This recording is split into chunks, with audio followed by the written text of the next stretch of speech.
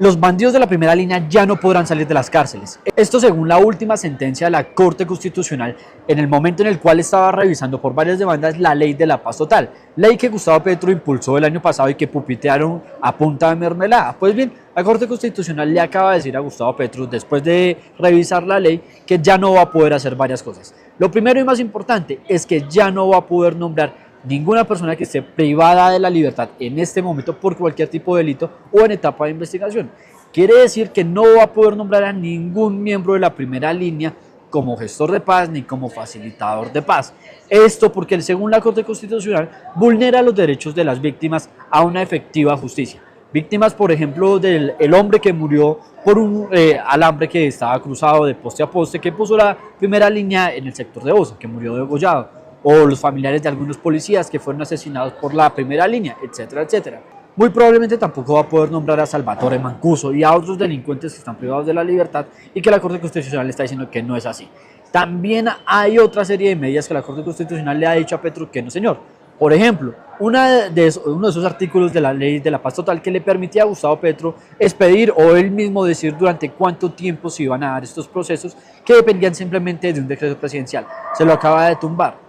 También le tumbó la posibilidad del mismo presidente de la República en un artículo de darse a él mismo las facultades para establecer bajo qué criterios se podían iniciar negociaciones con varios grupos delincuenciales del país.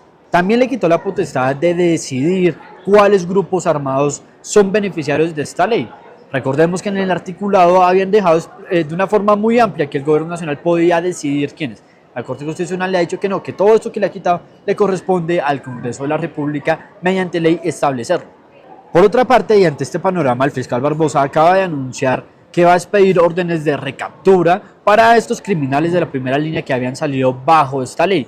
Recordemos que ya algunos habían salido, creo que 7, 8 habían salido, no sé si más, pero el fiscal Barbosa dice que va a reexpedir esas órdenes de captura o volverlas a pedir. Sin embargo, el ministro de Indefensa, como siempre, saliéndole al paso al beneficio de los delincuentes, salió a decirle al fiscal Barbosa que él no puede hacer eso, que eso solo lo puede hacer un juez de la República. Sin embargo, al haber ya y al estar en este momento inmersos en un proceso judicial, la Fiscalía puede pedirle que ya nuevamente recapturen a estos delincuentes. Esto es un gran avance, sin embargo nos deja una situación muy incómoda a los colombianos. Ahora los colombianos solamente vamos a poder confiar en la Corte Constitucional o en las altas cortes, que son las únicas que medianamente le han plantado cara a Gustavo Petro.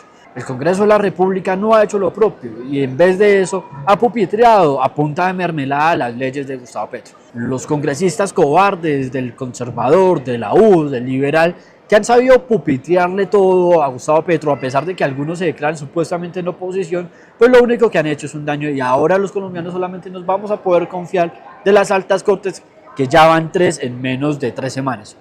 Ley de paz total que le acaban de tumbar parcialmente, el decreto de emergencia de La Guajira que también se lo tumbaron y por ahora los comunicados preventivos que han tenido frente a la reforma a la salud.